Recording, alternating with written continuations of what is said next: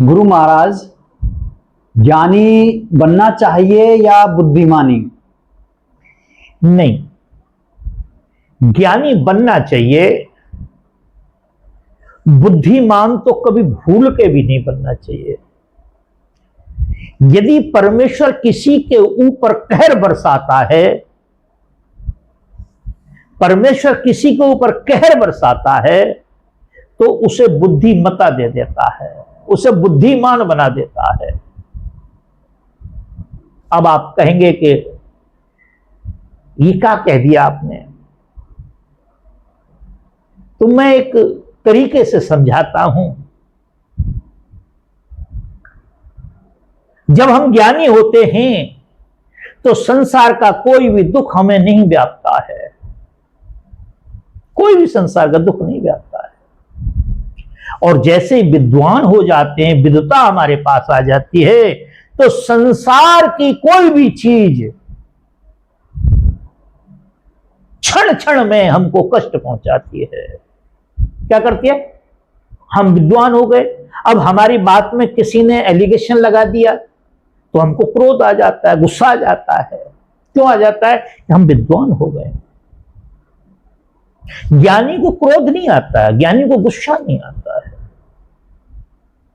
इसीलिए कबीर साहब कहते हैं, पढ़ पढ़ के पाथर हुए, लिख लिख हो गए ईंट, और कबीर अंतर प्रेम की लगी न एक छींट। 4 18 9 पढ़े, सट पढ़ खोया मूल, सार शब्द जाने बिना ज्यों पक्षी चंडूल। ज्ञानी जो होता है उसको सार मालूम होता है, विद्वान को नहीं मालूम होता है।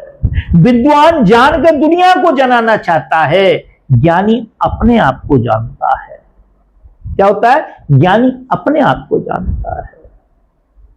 ब्रह्मानंद जी कहते हैं, किताबें धर्म चर्चा की, हजारों बाँच कर देखी, मिटा संशय नहीं मन का, अक्ल जंजाल ने घेरी। विद्वानों के संशय समाप्त नहीं होते। जैसे मालिक ना करे मेरा कहीं का ऑपरेशन करना पड़े, तो मुझे ये बात मालूम हो गया, ऑपरेशन थिएटर में ले गए, मुझे वस्त्र पहना दिए गए, ये तो ज्ञान मुझे हो गया क्या करना है इन्होंने मेरे लिए। समझ में आ गई मेरे ना बात? समझ में आ जाना ही ज्ञान है। मगर बुद्धि क्या कह रही है? डर रही है। तो क्या करते हैं वो?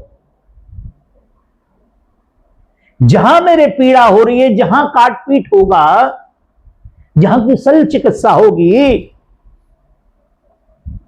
वहां से दिमाग तक का मैसेज जाने का जो तरीका है उसका कट ऑफ कर देते हैं बीच में, और काट देते हैं, पीट देते, कुछ नहीं, कोई पता नहीं लगता है।